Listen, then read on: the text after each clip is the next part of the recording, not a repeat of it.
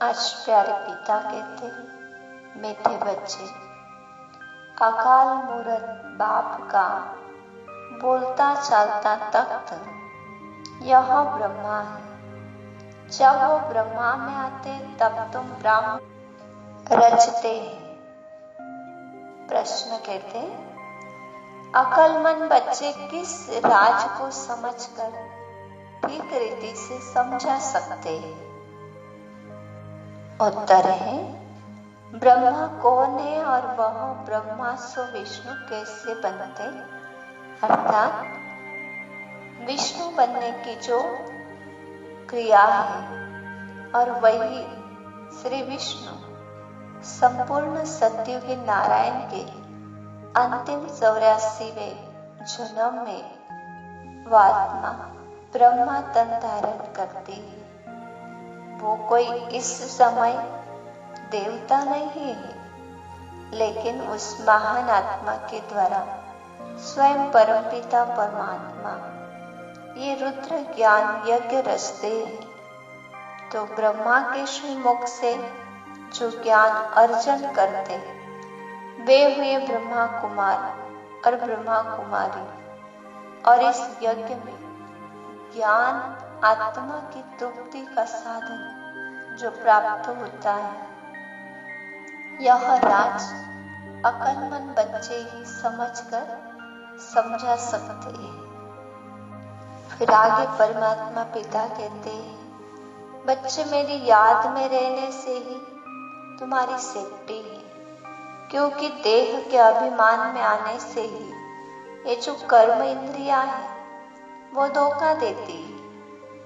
फिर कहते हैं कि इस दुनिया में देखो, सच में आर्टिफिशियल सुख है ही नहीं।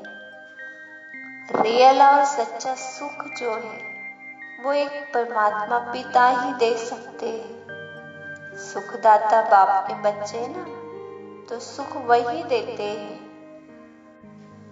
आत्माएं परमात्मा से कहती है कि हमें इस दुख की दुनिया से दूर ले चलो, यहाँ दुख बहुत है। देखते हैं बरसात में कितने मकान गिरते, कितने तो डूब जाते। यह नेचुरल कैलेमिटीज तो होगी। परमात्मा कहते यह सब अचानक होता ही रहेगा, क्योंकि मनुष्य आत्माएं कुंभकर्ण की गहरी नींद में, अज्ञानता की नींद में, जिन्हें ज्ञान सुनाते हुए भी वो अलवेलेपन की करवटें बदलते रहते, अर्थात वे सब आत्माएं कुंभकर्ण की नींद में। सोचो, ऐसा कोई व्यक्ति हो सकता है भला कि जो 6 मास तक सोता ही रहे, 6 मास तक खाता ही रहे?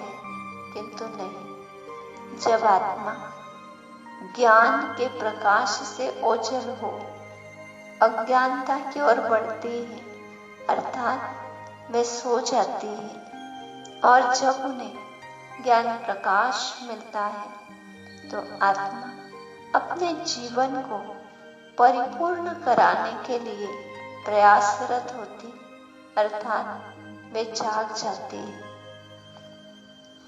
परमात्मा तो कहते विनाश के समय फिर अंत में जागेंगे, फिर कहेंगे ये क्या है, लेकिन कुछ कर भी तो नहीं सकेंगे ना। उस समय देह छोड़ आत्मा जाएंगे, धरती भी जोर से हिलेगी, तूफान आदि भी होगा, बॉम्ब भी गिरेंगे। परंतु भारत में एडिशन है सिविल वॉर की। आगे कहते यहाँ तो रक्त की नदियां गाई हुई, मारा मारी होती धर्म के नाम से, अन्य कई सारे। अब तो सारी दुनिया निधन की बन गई और तुम हो धनी बाप के बच्चे। यहाँ पवित्रता का मान है, और कहा कि तुम बच्चों पर तो अभी बृहस्पति की दशा है। सभी दशाओं में बृहस्पति की दशा सबसे श्रेष्ठ और अच्छी मानी जाती है। कहा यहाँ के हर सीन को साक्षी होकर देखो, और परमात्मा पिता की याद में मस्त रहो, वहां उमंग कम ना हो। पढ़ाई पर बहुत अटेंशन देना है, क्योंकि अगर अभी गफलत की तो फिर हर जन्म में पदभ्रष्ट हो जाएगा। वरदान में कहा, मन मना भव के महामंत्र द्वारा सर्व दुखों से पार रहने वाले सदा सुख स्वरूप भव। जैसे कोई दुख, पीड़ा या आपदा आती है तो लोग मंत्र जाप करना शुरू कर देते हैं। तो परमात्मा कहते, तुम तो हो ही परमात्मा के बच्चे, तो स्वप्न में भी दुख का अनुभव ना हो। चाहे तन बीमार क्यों ना हो जाए, धन ऊपर नीचे हो जाए, कुछ भी हो, लेकिन तुम्हारे अंदर दुख की लहर नहीं आनी चाहिए। जैसे सागर में कई सारी लहरें उठती है, किंतु वे लहरें जितनी भी ऊंचाई पर हो, अंततः उस सागर में ही समा जाती है।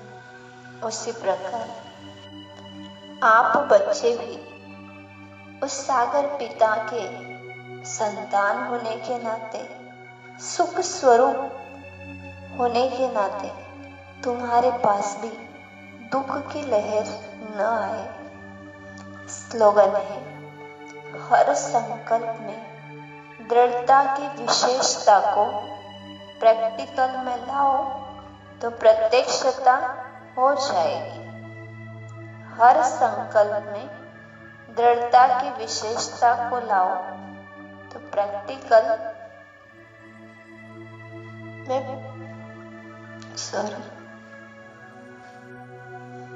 हर संकल्प में दृढ़ता की विशेषता को प्रैक्टिकल में लाओ तो प्रत्यक्षता हो जाएगी। ओम शांति। स्वयं के अंदर जो कोई भी कमी कमजोरी, जैसे आज बाबा ने पतित बनने की बात कही, तो जो भी हमारे अंदर हम समझते कि अवगुण है, तो उससे अगर हम दृढ़ संकल्प की विशेषता से, दृढ़ निश्चय की विशेषता से उसे सोचे और उसे प्रैक्टिकल में लाएंगे, तो उस कमजोरी से, उस विकार से हम अवश्य मुक्त हो जाते हैं। ओम शांति।